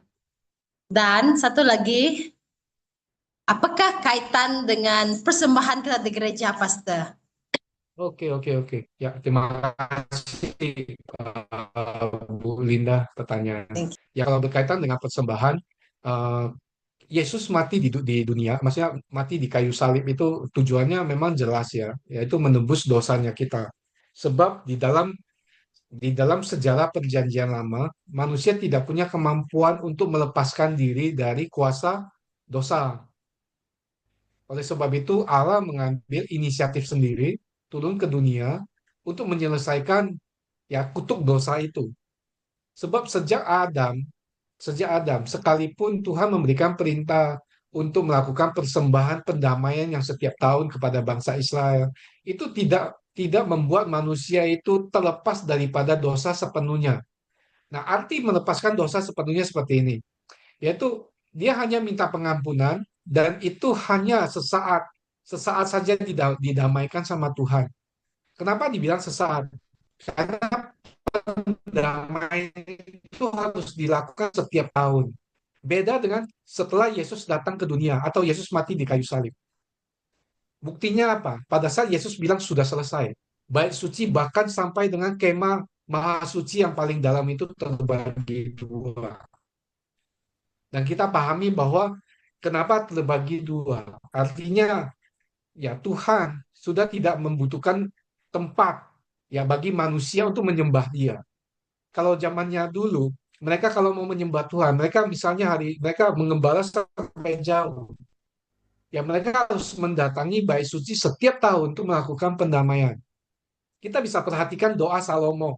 Ingat nggak doa Salomo kan salah satunya seperti ini. Tuhan apabila ada daripada umatmu yang jauh dari tempat bait suci ini, ya jauh. Dan apabila dia mau melakukan persembahannya, izinkan dia hanya menghadap kemana bait suci itu berada. Nah, itu juga yang dilakukan atau menjadi dasar daripada sepupu kita kalau melakukan sholatnya atau ibadahnya, betul nggak? Nah, seperti itu.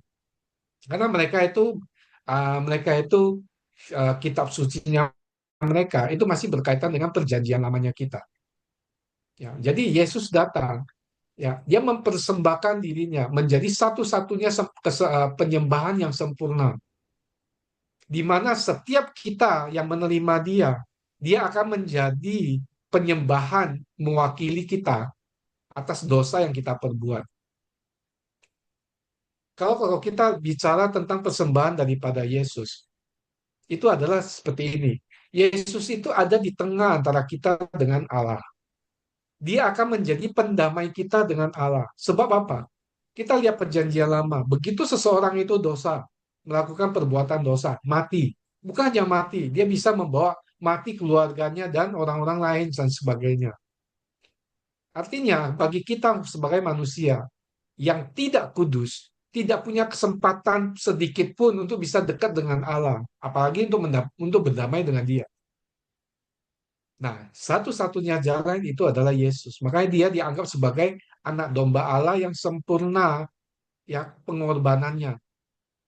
Jadi hari ini kalau saya Julianto berbuat dosa, ya saya minta ampun dengan Allah, tetapi melalui perantara nama Yesus itu, Allah akan ampuni dosa kita. Nah, pengampunan dosa Allah kepada kita yang melalui Yesus beda dengan pengampunan dosa di zaman bangsa Israel yang pakai hewan. Bedanya di mana? Beda di Yesus adalah apa? Pada saat kita bilang kita mohon pengampunan, begitu Allah dalam nama Tuhan Yesus, begitu diampuni. Itu bukan hanya diampuni, tetapi dihapuskan dari ingatan yang lama. Dihapuskan artinya apa? Allah mengabaikan semua dosa yang pernah kita perbuat. Namun apabila kita membuat dosa yang baru, nah dosa yang baru itulah yang diperhitungkan. Bisa paham ya, Bu Linda ya? Itu kalau dari segi Yesusnya. Maaf, itu lagi segi Yesusnya. Lalu berkaitan dengan persembahan di gereja. Kenapa kita perlu melakukan persembahan di gereja? Itu perlu sebenarnya, itu perlu.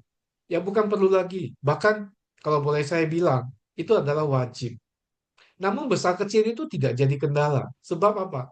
Alkitab tulis, yang diinginkan oleh Tuhan itu bukan persembahan materi, tetapi persembahan diri kita, yaitu apa? Perbuatan kehidupan kita, kesaksian dan sebagainya. Lalu kenapa kita harus memberikan persembahan kepada gereja? Ingat, gereja rumah Tuhan itu sama seperti zaman kemah sucinya Tuhan, di mana butuh orang-orang yang untuk mengerjakan, membersihkan dan sebagainya. Ya, dibutuhkan orang-orang untuk menggembalakan jemaat yang ada. Dibutuhkan orang-orang untuk mengajarkan apa yang menjadi firman Tuhan atau kehendak Tuhan kepada jemaat dan sebagainya. Nah, yang berikutnya, apabila orang-orang yang ditugaskan Allah, yang dipanggil Allah untuk menjadi gembala, menjadi pengajar, ya dan sebagainya, yang mana mereka akibat daripada pelayanan kepada Tuhan itu mereka tidak bisa bekerja mencari uang. Mereka hidupnya dari mana? Betul nggak? Nah, itulah yang kita sebut sebagai, kita hamba Tuhan sebut sebagai penyerahan hidup sepenuhnya. Nah, hamba Tuhan ya yang panggilannya melayani sepenuh hati di gereja itu sudah tidak melihat apa berkat yang diberikan atau yang disediakan oleh Tuhan. Dengan kata lain, apapun makanan yang tersedia hari itu ya dimakan. Ada kalanya, ada kalanya. Ya, itu hanya nasi dengan cabai juga dimakan ya dimakan. Itu berkat daripada Tuhan. Tidak memilah. Namun ada yang mendapatkan berkat yang lebih baik, ya puji Tuhan. Salah satu yang sering eh, membuat gereja gereja menjadi dilema, yaitu persembahan persepuluhan. Banyak gereja tidak berani menyampaikan hal seperti itu. Ya saya pun jarang, karena memang tidak ada materi yang menuju ke sana dari sinode. Namun beberapa kali di dalam penyampaian itu saya bilang, saya pun ya persepuluhan itu tetap saya jalankan. Bahkan seberapa besar pun yang Tuhan pernah berikan kepada saya. Saya bilang, pada saat Tuhan memberikan saya komisi 100 juta, ya saya masukkan 10 juta, 10%. Tetapi sebaliknya, hari ini kalau misalnya Tuhan ya mengizinkan saya untuk mendapatkan uang 100.000, ya 10.000, itu saya masukkan. Saya pernah bantu teman, saya tahu dia anak Tuhan. Begitu saya kirim dana ke dia. Yang pertama saya bilang adalah apa? Ingat persepuluhan. Supaya apa? Supaya dia memenuhi ya ketaatannya sama Tuhan. Itu saja. Ketaatannya. Tuhan tidak melihat angka kita, tetapi ketaatan kita akan membuat ya rumah Tuhan itu bisa tetap bekerja. Rumah Tuhan itu tidak menghasilkan apapun, betul? Rumah Tuhan itu adalah tugasnya melayani umat. Lalu mereka mau hidup dari mana? Nah, itu kalau kita lihat daripada apa yang Tuhan ajarkan kepada bangsa Israel melalui suku Lewi. Satu-satunya suku yang tidak diberikan harta pusaka kan cuma Lewi, tetapi semua suku yang lain diwajibkan untuk menyerahkan perpuluhan daripada setiap hasil usaha mereka. Harus masuk ke rumah Tuhan, dikelola oleh pelayan-pelayan Tuhan, yaitu suku Lewi, untuk kebutuhan hidup suku Lewi itu sendiri, yaitu pelayan Tuhan. Sampai di sini bisa paham ya Bu Linda ya. Namun, namun, namun persembahan itu tidak diwajibkan sebenarnya. Ya, itu adalah kerelaan hati daripada kita kalau kita memahami. Bagi saya wajib, Bu. Bagi saya pribadi. Tetapi bagaimana saya bisa mewajibkan kepada jemaat? Kenapa bagi saya itu wajib? Karena itu ketaatan saya kepada Tuhan. Dan hari ini saya bisa seperti ini. Itu juga pengajaran daripada hamba Tuhan yang ada di gereja.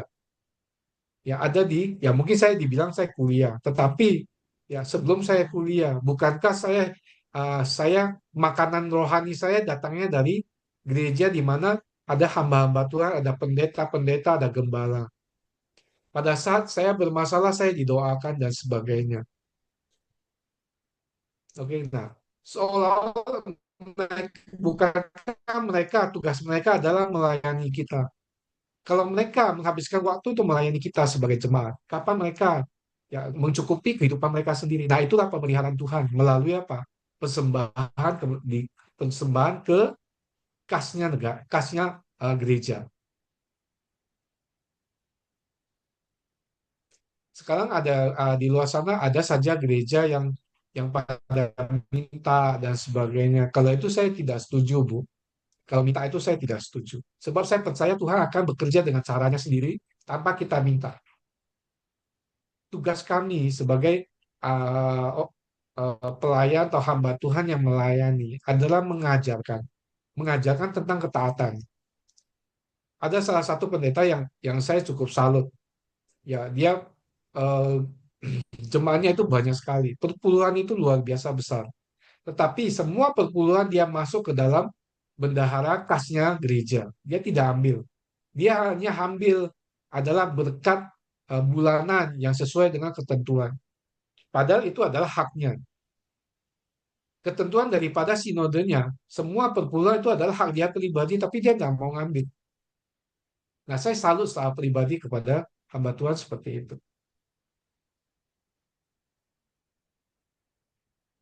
Terus kehidupannya juga banyak kan hamba Tuhan kalau misalnya ya bukan menjelekkan atau menghakimi.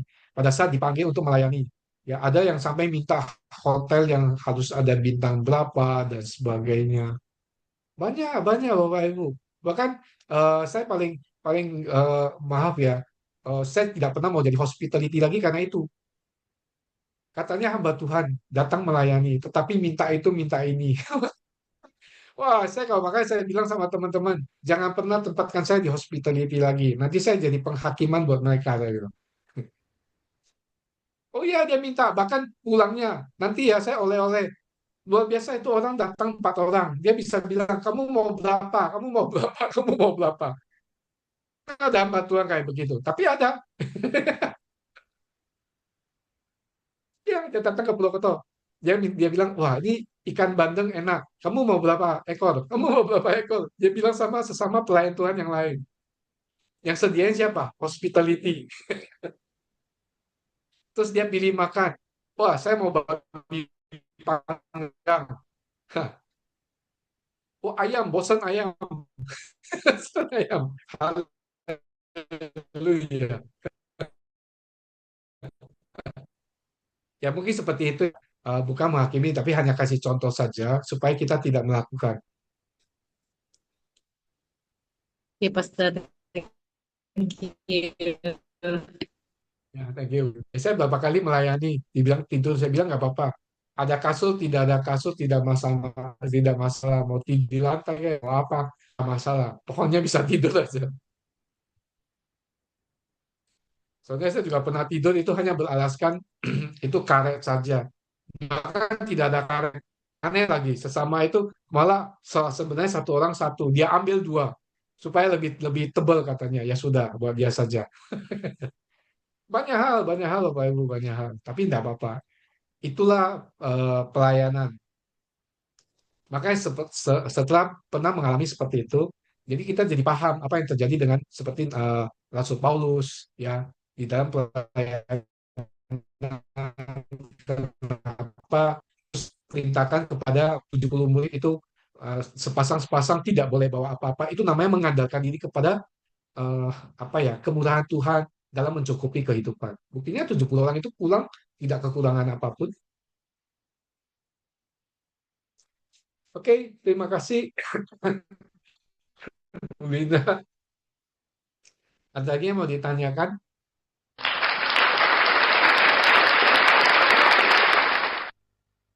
Sudah 8:20 di sini, berarti Malaysia jam 9:20.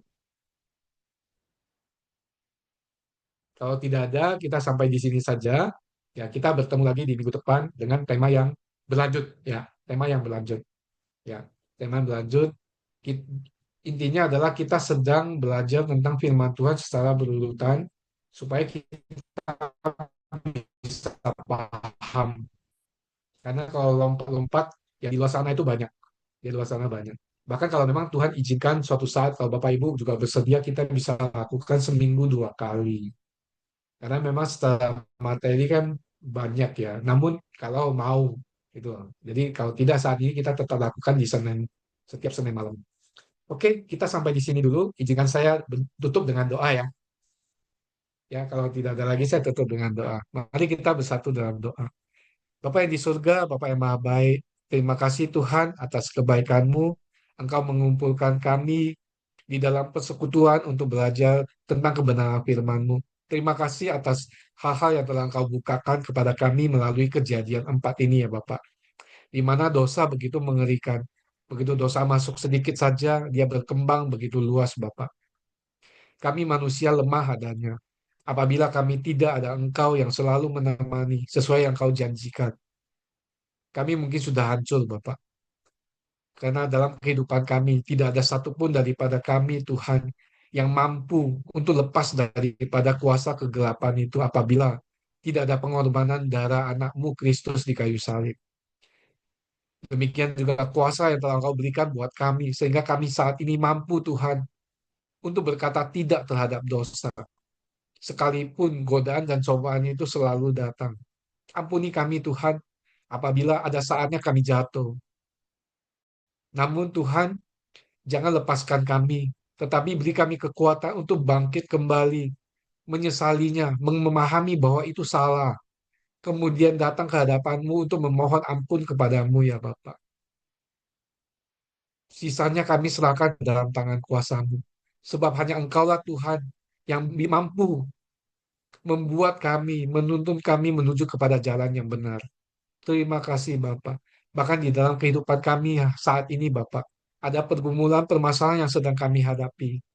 Tuhan tolong, kami tahu Engkau sanggup untuk menyelesaikan segala sesuatu. Sebab Engkau Allah yang Maha Kuasa. Demikian juga mungkin sebagian daripada kami yang saat ini ada kelemahan tubuh. Tuhan berikan kesembuhan. Maka ada saudara-saudari kami yang saat ini terkendala untuk bergabung dengan kami setelah sekian waktu. Tuhan tolong bawa mereka kembali untuk belajar bersama. Ataupun Engkau tuntun mereka Tuhan masuk ke komunitas lain. Melalui komunitas yang lain itu mereka juga bisa belajar mengenal Engkau lebih lagi. Terima kasih Bapak, terima kasih. Dan sesaat kami akan berpisah satu dengan yang lain. Mungkin kami masih ada aktivitas yang harus dilanjutkan. Tuhan, tuntun kami agar kami bisa menyelesaikannya dengan baik. Bahkan kami akan istirahat malam. Izinkan kami Tuhan, istirahat yang cukup. Bahkan jika Engkau berkenan, bangunkan kami keesokan pagi dengan tubuh yang sehat untuk mendapatkan pengalaman-pengalaman kehidupan yang baru, yang membuat kami semakin mengenal Engkau, semakin mengasihi Engkau ya Bapak. Dan biarlah Tuhan izinkan kami untuk menjadi saksi hidup namamu yang terpancarkan melalui kehidupan kami. Dan melalui itu semua Tuhan, agar di luar sana jiwa-jiwa bisa dimenangkan untukmu ya Bapak. Terima kasih Bapak, terima kasih. Dan saatnya Bapak Ibu arahkan hatimu kepada Tuhan dan terimalah berkat yang daripada Allah Bapa. Cinta kasih yang begitu luar biasa daripada Tuhan kita Yesus Kristus. Pernyataan tuntunan persekutuan di dalam Roh Kudus senantiasa menyertai Bapak Ibu mulai hari ini sampai kedatangan Kristus di awan-awan, menjemput setiap orang saleh yang berkenan di hadapannya. Dan biarlah semua berkat ini Bapak Ibu terima hanya di dalam nama Tuhan Yesus Kristus. Haleluya. Amin. Ya, terima kasih Pak Amin. Joshua, Pak Andre, Ibu Linda, Yuk, Ibu Carilai, Pak Gideon. Ya, sampai ketemu Sama-sama lagi Pastor. Senin depan. Ya, yuk, ya, makasih. Tuhan Yesus memberkati.